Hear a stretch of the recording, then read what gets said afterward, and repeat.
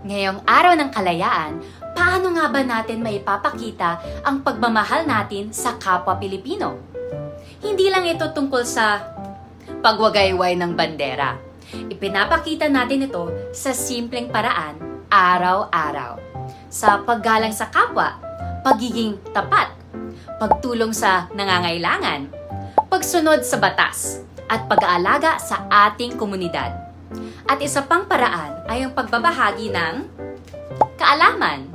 Kapag natuturo tayo ng mga aral tungkol sa edukasyon, pag-iipon, responsableng pagdedesisyon, at pag-abot ng mga pangarap, tinutulungan natin umangat ang buhay ng kapwa Pilipino.